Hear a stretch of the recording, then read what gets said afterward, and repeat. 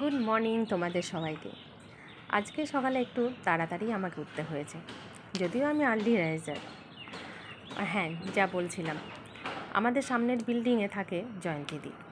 জয়ন্তীদি তার বাড়িতে আজকে সত্যনারায়ণের পুজো করছে, আমাকে যাওয়ার জন্য বলেছে।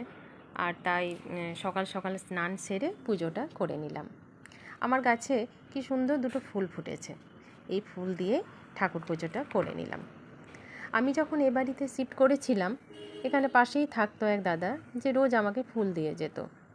অনেক দিন হলো ফুল দাদা আর ফুল আসে না, তাই বাড়িতে কিছু ফুলের ব্যবস্থা করে নিয়েছি।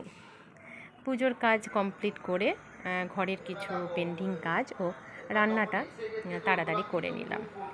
তারপর আমি আর নিবেদিতা চলে গেলাম জয়ন্তীদির বাড়ি। সেখানে পুজো চলছে। एते गन्धा पुष्पगणसाय नमः एतत् गन्धं गणसाय नमः एतत् पुष्पं गणसाय नमः एतत् धूपं गणसाय नमः एतत् दीपं गणसाय नमः एतत् आमन्नो नैवेद्य सहित भोज्यं गणसाय नमः। জয়ন্তীদি আমাকে বলেছিল আমি যেন সিন্নিটা মেখে দিই, তাই সিন্নি মাখার দায়িত্বটা আমার উপরেই এসেছে। আর সত্যনারায়ণের সিন্নি খেতে খুব ভালো লাগে।